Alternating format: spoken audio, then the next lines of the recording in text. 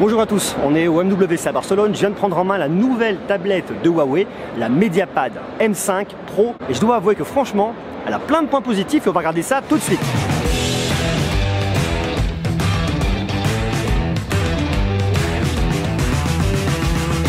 Huawei est vraiment présent en force au MWC. Il y a plusieurs stands de Huawei. Il y a un très grand stand qui est juste de l'autre côté. Regardez, hop, je vous fais faire un petit tour rapide. Juste là, voilà.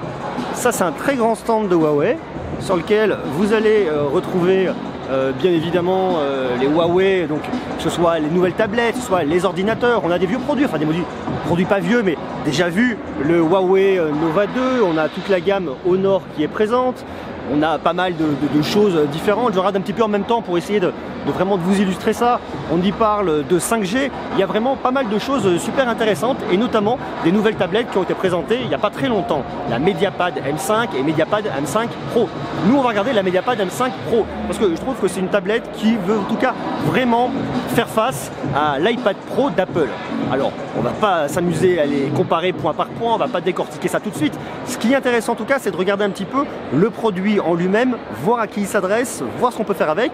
Est-ce qu'il, en tout cas sur une première prise en main, est-ce qu'il me paraît convaincant bien ou alors pas du tout? Alors la première chose qu'on va faire, c'est regarder un petit peu ce qu'il y a dans le ventre. Vous avez un écran 10,8 pouces en 2K. Un écran en format 2560 par 1600 pixels. L'écran me paraît plutôt pas mal, je trouve assez brillant. Vous avez un processeur maison, c'est le Kirin 960 qui est couplé à 4 Go de RAM, 64 Go de stockage. Il tourne sous un Android 8.0 avec une surcouche maison EMUI 8.0 également. Point de vue caméra, vous avez à l'arrière une 13 mégapixels, à l'avant une 8 mégapixels.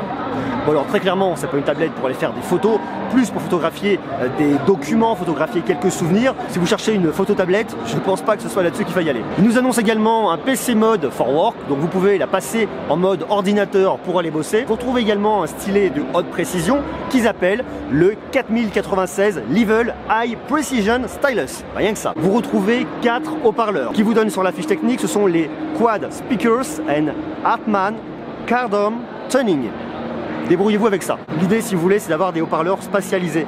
4 haut-parleurs pour avoir une meilleure répartition sonore. Alors j'imagine que dans certaines applications, ça doit être intéressant pour pouvoir effectivement se rendre compte de la spatialisation. D'un point de vue purement classique, à regarder des films, pas particulièrement l'intérêt. Mais une fois de plus, on est sur un modèle qui s'adresse aux professionnels et ça, faut pas l'oublier. Côté batterie, vous avez vraiment une bête de compète avec une batterie de 7500 mAh. Vous allez donc pouvoir faire pas mal de choses avant d'aller la recharger, avant de repasser au stand. Et ça, je dois reconnaître que c'est vraiment un excellent bon point. Est-ce que cette tablette de Huawei, la toute nouvelle tablette, la Mediapad M5 Pro, est intéressante et séduisante? Est-ce qu'il faut aller dessus?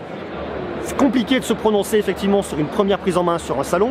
Je la trouve plutôt pas mal, d'un point de vue esthétique en tout cas, elle fait vraiment le job. Il n'y a rien d'hyper novateur, hein. On va pas sauter au plafond et se dire que c'est vraiment un truc de fou, un truc révolutionnaire.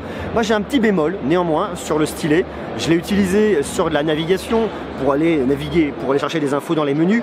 J'ai trouvé que ça répondait pas à chaque fois et pas de façon super pertinente. J'ai trouvé que c'était pas hyper précis. J'ai voulu confirmer cette première impression en l'utilisant sur une application de dessin un peu plus classique.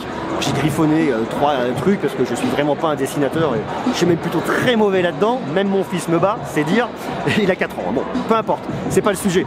Tout ça pour vous dire que j'ai trouvé que c'était pas extraordinaire. La précision m'a pas bluffé. Je reste un petit peu dubitatif là-dessus. Alors, effectivement, c'est des choses à confirmer sur des tests ultérieurs pour pouvoir se rendre compte si, en dehors du salon, plus tranquillement, est-ce que ça marche bien. Mais voilà, moi, c'est un petit peu tout de suite le point d'interrogation que j'ai là-dessus. L'utilisation du stylet, la précision. J'ai pu comparer, hein, j'ai testé effectivement des stylets sur des produits similaires sur un iPad Pro et fondamentalement, ça marche super bien.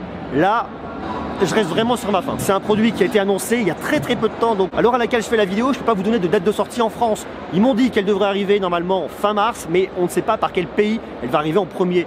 Je n'ai donc pas tout de suite d'infos concrètes à vous donner sur les dates en France. Néanmoins, je vais rechercher. Si j'ai des infos complémentaires, je vous les mets bien évidemment dans la description. Je vais compléter au fur et à mesure, ne vous inquiétez pas. Voilà un petit peu ce que je peux vous dire tout de suite sur cette première prise en main de cette nouvelle tablette de Huawei, la Mediapad M5 Pro. Dites-moi vous ce que vous pensez de ce produit. Est-ce que vous seriez intéressé par une tablette de chez Huawei? Est-ce que vous avez des produits de Huawei? C'est vrai qu'en termes de smartphone, ils sont hyper connus, ils sont très puissants. Là, sur les tablettes, c'est plutôt bien. Je vais pas cracher dans la soupe, c'est vraiment bien. J'ai ce petit point d'interrogation, ce petit bémol par rapport au stylet. C'est un truc qui m'embête un peu. Il y a plein d'autres choses de Huawei qui sont super intéressantes au MWC, donc restez connectés. Je suis allé tout à l'heure, ils ont un grand stand dans le hall 1 qui est vraiment réservé aux professionnels. Il faut des invitations spéciales. On ne pouvait pas y aller. Il y a un créneau horaire aujourd'hui, même c'est le dernier jour du salon, entre 10h et midi, on pouvait aller le visiter. Il y avait une queue monstrueuse et ils ont strictement interdit de filmer et de prendre des photos.